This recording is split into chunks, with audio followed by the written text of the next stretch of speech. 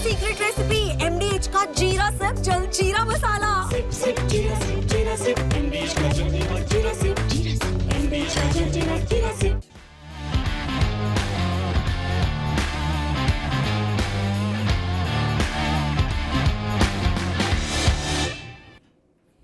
नमस्कार, स्पोर्ट्स 9 में आप सभी का स्वागत है। मैं हूं शिवेंद्र, मेरे साथ हैं मेरे सहयोगी कुणाल। और आज से जो हम कह रहे हैं टेस्ट क्रिकेट में नए युग का आगाज हो रहा है। ऑफिशियल आगाज इसलिए हो रहा है क्योंकि आज से जो भारत का इंग्लैंड दौरा है उसका जो एक तरीके से औपचारिक शुरुआत हो जाएगी, क्योंकि पहला जो प्रैक्टिस मैच प्रॉपर इंडिया और इंडिया ए के बीच खेला जाना है वो आज से ही शुरू होगा।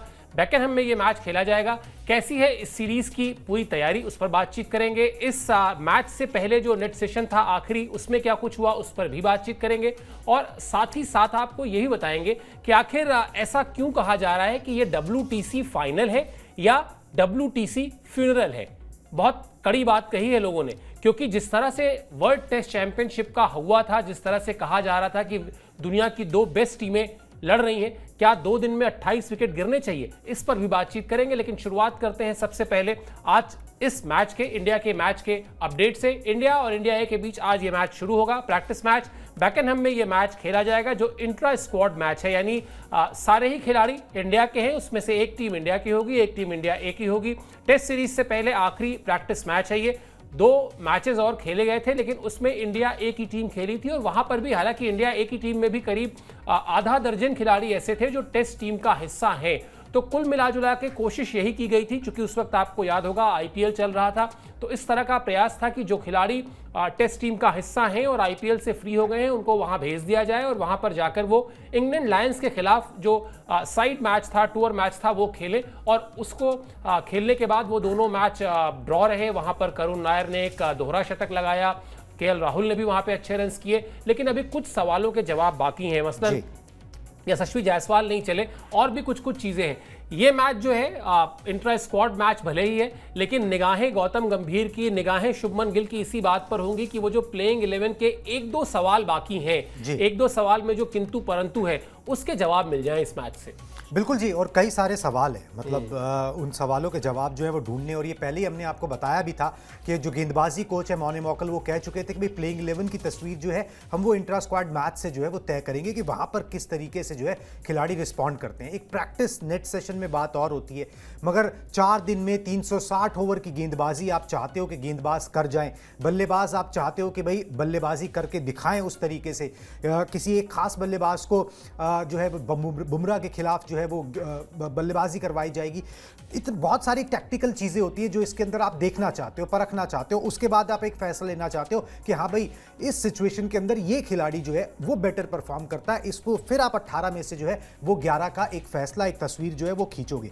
मोटे मोटे सवाल क्या मैं बता देता हूं, उन पर डिटेल में बात जो है वो आगे कर लेंगे।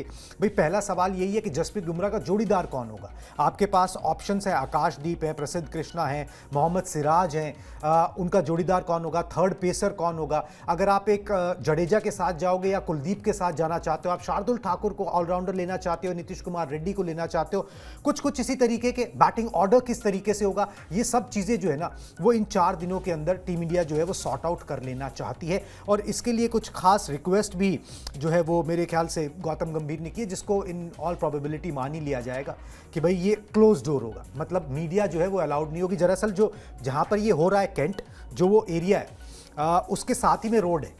अब उस रोड से अगर मीडिया वाले जूम करें तो आपको दिख जाए कि कौन बल्लेबाजी कर रहा है, ठीक है, मगर वो अलाउ नहीं किया जा रहा। अब वो कह रहे हैं कि भाई इसको थोड़ा सा इधर ले जाते हैं और यहाँ पर जो है ना वो वो लगे हुए हैं जिससे आगे का दिखेगा नहीं, ठीक है। तो भाई इस मैदान से जो पिच थी इसको छोड़ के दूसरे अंदर वाले मैदान पे आ जाओ और वहां पर करते हैं।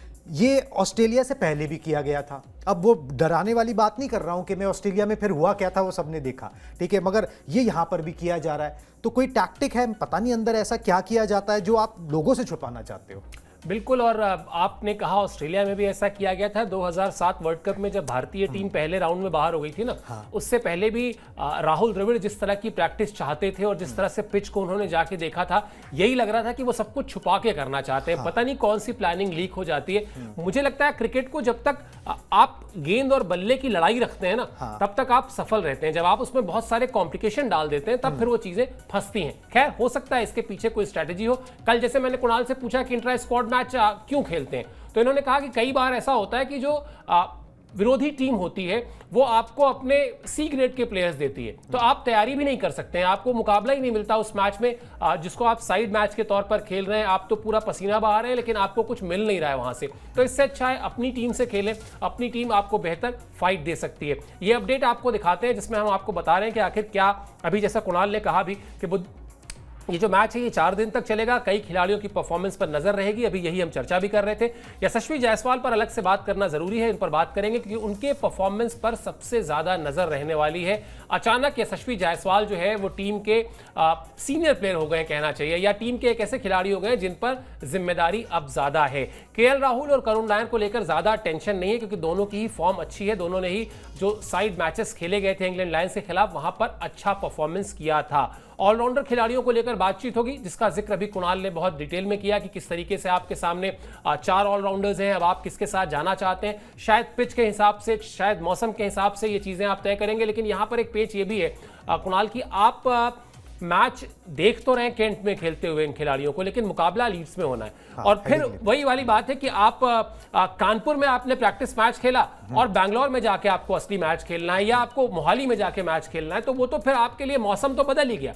और मतलब ऐसा भी नहीं है कि इंग्लैंड में या लंदन के आसपास जो है वो मौसम हर जगह एक जैसा ही रहता है, थोड़ा बहुत 19-20 हर जगह होता है। तो मुझे लगता है कि शायद किसी मौसम, किसी पिच से ज्यादा आपको ये देखना पड़ेगा कि किस खिलाड़ी का मोमेंटम बेहतर है, किस खिलाड़ी का वो जो कल आप कह रहे थे जज्बा, किसके अंदर भूख ज्यादा है अपने आप को साबित करने की। ये सब चीजें ज्यादा इंपॉर्टेंट हो जाएंगी। पिच और बाकी वेदर वगैरह बाद में देखा जाएगा। लेकिन मेरा सवाल जो है वो यशस्वी जायसवाल को लेकर है।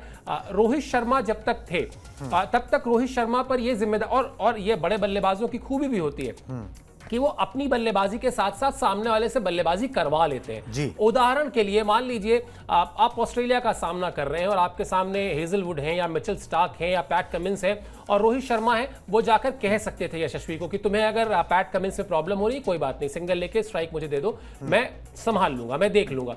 ऐसा उल्टा भी हो सकता है, यशस्वी जायसवाल भी कह सकते हैं। वो जो ट्यूनिंग होनी चाहिए वो ट्यूनिंग बड़ी अच्छी डेवलप हो गई थी दोनों में।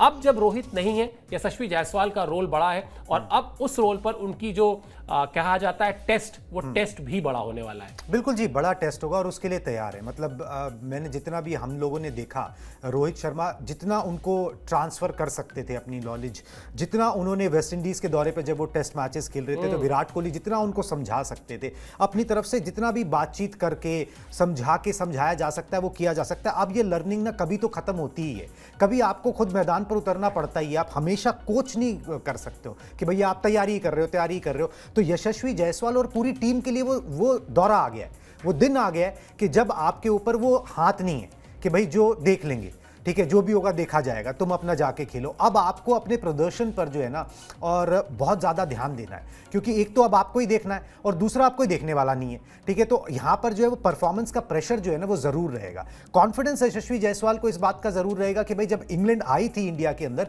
तो मैंने उसी पेस अटैक या उसी तरीके के गेंदबाजों को जो है खूब पिटाई लगाई थी, तो वो कॉन्फिडेंस ज़रूर रहेगा। मगर इन सब चीज़ों में ना मेरे को बस एक चीज़ नज़र आ रही है। रिकी पॉन्टिंग वैसे तो एशेज़ बहुत जीती ऑस्ट्रेलिया ने इंग्लैंड में जाके, मगर ये कि रिकी पॉन्टिंग ने जीती थी तो उस समय उन्होंने एक बात बोली थी कि भाई आपको ना वो बात मेरे साथ रह गई। उन्होंने बोला कि यहाँ जीतने का ना एक ही फॉर्मूला है, आपको स्विंग करनी आनी चाहिए और स्विंग खेलना आना चाहिए। अगर ये चीज आपको आती है तो फिर आप निश्चिंत होके जाइए और तबादब बल्लेबाजी करिए, गेंदबाजी करिए, कोई दिक्कत नहीं है। तो आपको ऐसे ही बल्लेबाज चुनने, ऐसे ही गेंदबाज चुनने जिनको आप ये करो कि भाई ये इस कंडीशन में इंग्लैंड बॉलर से ज्यादा स्विंग करा सके और ऐसे बल्लेबाज जो उस स्विंग को काउंटर कर सके। अगर ये आपने सॉर्ट आउट कर लिया तो आपका दौरा सॉर्ट आउट हो जाता है, उसके बाद दिक्कत नहीं रहती, क्योंकि स्विंगिंग बॉल यहां परेशानी पैदा करती है। तो मेरे ख्याल से यशस्वी जायसवाल उसके लिए तैयार हैं।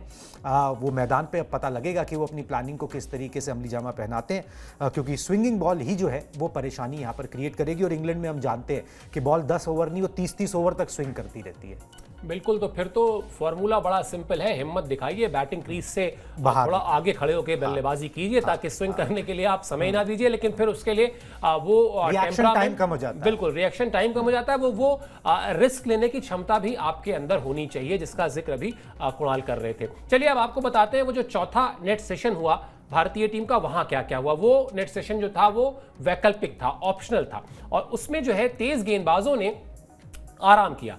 उसमें तेज गेंदबाजों ने कोई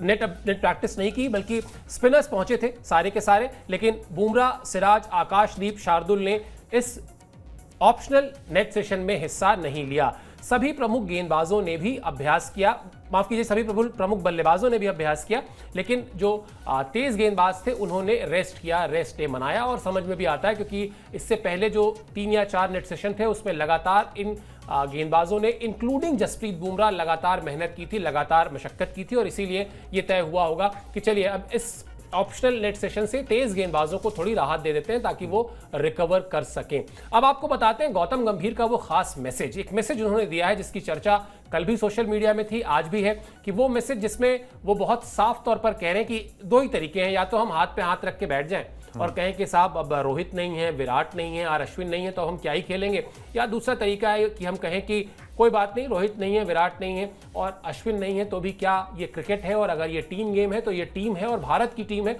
इसलिए हम तो यहाँ जीतने आए हैं। ये जो कमिटमेंट होता है, ये जो टेम्परामेंट होता है, वो उनके इस मैसेज से बहुत साफ तौर पर झलक रहा है। वो मैसेज आपको दिखाते हैं, फिर इस पर भी एक रिएक्शन लेंगे। गौतम गंभीर ने जो कहा वो मैसेज दिखा दीजिए उनका। इसे देखने के 2 तरीके हैं, एक तो ये, हम 3 सबसे अनुभवी खिलाड़ियों विराट कोहली, रोहित शर्मा और रविचंद्रन अश्विन के बिना है, या हमारे पास देश के लिए कुछ खास करने का एक शानदार अवसर है। जब मैं इस ग्रुप को देखता हूं तो मुझे लगता है कि इसमें कुछ खास करने की भूख और जुनून है। अगर हम त्याग करते हैं, अगर हम अपने कंफर्ट जोन से बाहर आते हैं, अगर हम लड़ना शुरू करते हैं, हर दिन नहीं बल्कि हर सत्र, हर घंटे, हर गेंद पर, मुझे लगता है कि एक यादगार दौरा कर सकते हैं। सुनिश्चित करें कि हम आज से ही इसकी शुरुआत करें। हम देश के लिए खेलना पसंद करें क्योंकि इससे बड़ा कोई सम्मान नहीं है।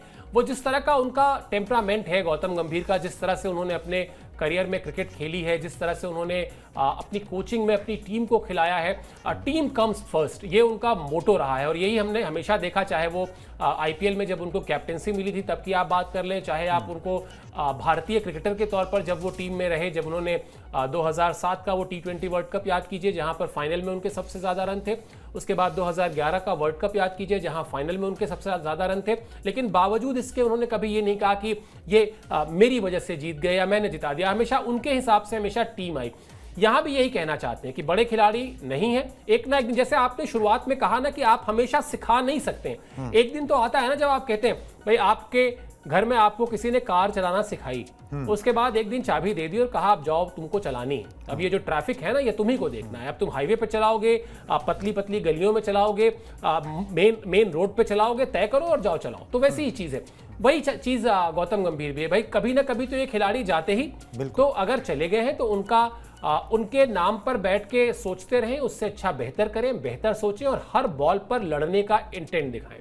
बिल्कुल जी, एक कोशिश यही है, मोटिवेट करने का हर एक का अपना अपना तरीका होता है। गौतम गंभीर का तरीका है कि भाई वो बड़ा स्पष्ट जो है ना मैसेज देते हैं, बड़ा बहुत हार्ड भी नहीं होते, ज़रूरत पड़ने पे सॉफ्ट भी, मजाक मस्ती भी, मगर जब ज़रूरत पड़ती है तो वो बिल्कुल सीधा सीधा बात बोलते हैं जो है। सच्चाई यही है कि भाई अब जो चला गया है उसकी बात करने, अगर आपको उसकी बात करनी है तो उस पर ध्यान केंद्रित करके कोई फ़ायदा नहीं है। आप यहाँ पर ये सोचिए कि आपको मौका मिला है, आपको अवसर मिला है अपने देश के लिए कुछ कर गुजरने का, ठीक है, इससे बड़ा सम्मान कोई और नहीं हो सकता। तो उस सम्मान को, उस ख्याति को अगर आप प्राप्त करना चाहते हैं तो ध्यान उस पर केंद्रित करिए। ये बात जो है गौतम गंभीर यहाँ पर इनकलकेट करना चाहते हैं, जैसे एक जवान में इनकलकेट किया जाता है कि भाई there is no other way, आपको जाके लड़ना है, आप जीत जाओगे, ठीक है। उसको मोटिवेट किया जाता है कि भाई वो जाके जो है वो अपना बेस्ट दे, बाकी देखी जाएगी। तो वही चीज़ जो है यहाँ पर गौतम गंभीर करते हुए नजर आ रहे हैं। यंग टीम है, आपको थोड़ा सा उनका कॉन्फिडेंस बढ़ाने की ज़रूरत है, थोड़ा उनको और बूस्टअप करने की ज़रूरत है, वही गौतम गंभीर यहाँ पर करते हुए नजर आ रहे हैं। और जैसे आपने भी बोला था भाई लॉजिकल भी है, अब आप इसका कर क्या लोगे, कर तो कुछ सकते नहीं हो, अब तो जिन्होंने जाना था वो चले गए हैं, किसी को स्टेप अप करके उन शूज़ को फिल करना पड़ेगा। जैसे कि पहले दिग्गज गए तो विराट और रोहित ने उन शूज़ को फिल किया, वैसे ही किसी को स्टेप अप करके उन शूज़ को फिल करना पड़ेगा, और इनफ टैलेंट है टीम के अंदर कि वो इन शूज़ को फिल कर सकते हैं। अब बस बात यही है कि भाई अब जो है वो टीम उसके लिए तैयार रहे, टीम जो है उस खिलाड़ी उसके लिए मौके को भुनाने के लिए तैयार रहे।